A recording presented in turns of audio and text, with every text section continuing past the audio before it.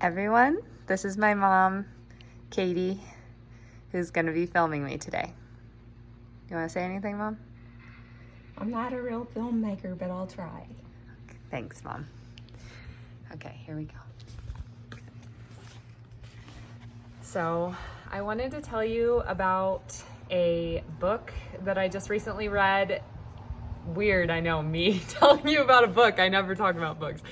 So it's called The Surrender Experiment by Michael A. Singer, The Surrender Experiment. And I may have talked to you before about another book I've read by him, The Untethered Soul, which I also really recommend. I must send a thank you to my dear, dear friend Ben, who gave me The Surrender Experiment as my going away present from Masunte when I was leaving Casa Frida in San Agustinio. And so the premise of the surrender experiment is that life, capital L, big L, life, the power and intelligence that holds the cosmos together, that created us in the wombs of our mothers, that makes our heart beat, life, this great cosmos and intelligence, has a better plan than our little I ego.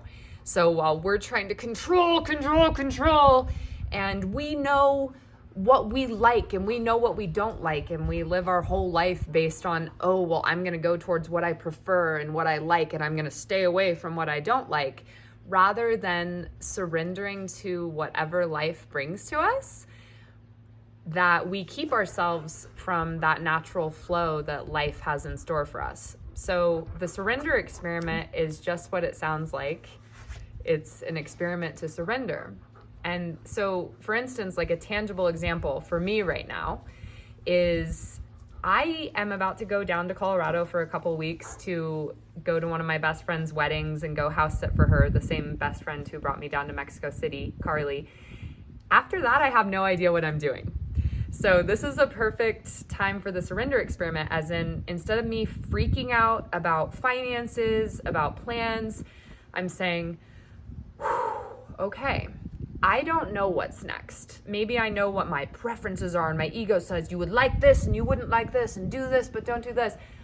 But what if life will very explicitly show me where I can best serve and what she would like me to do by bringing these opportunities to me?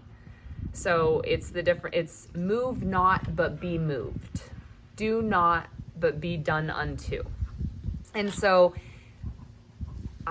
we will see, of course, I will let you know as the story unfolds. We will see what life has in store for me. The idea is that life is going to present an opportunity, but it's not like I do nothing necessarily, right? I allow myself to be done unto, because here's the catch, and as you'll see in the surrender experiment, what makes it difficult is the work of being with the resistance that comes up when life offers you her plan, her divine plan, because being with that resistance and going through with it anyway. In other words, life is very explicitly, I have faith and I'll let you know, going to offer me a job. And that will be her way of showing where I am needed and where I can best serve. The catch is going to be that it's going to be something that I don't like. Little I doesn't like, right? So life is going to say, here's a job that you can have. And immediately my ego is going to go, I don't want to do that. That's going to hinder my spiritual progress and hinder the big little plan I have for myself.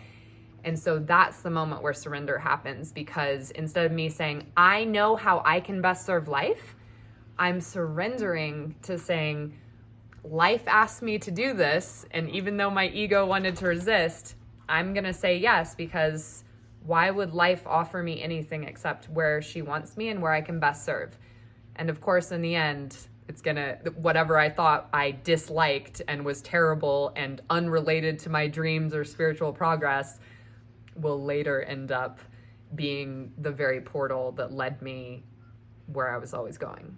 So I am participating in the surrender experiment right now, and it's very real because, like I said, I don't know what's coming next. So it's not a coincidence that my friend gave me that book right before I came home. And I would love to hear you guys' thoughts about this, and maybe if, like, I'd also love to hear specific stories. For instance, for my friend Meredith, it's just who I was talking to about this book, it came up where she was being asked by all these different people, well, maybe you could compete in the performance course world and do something special.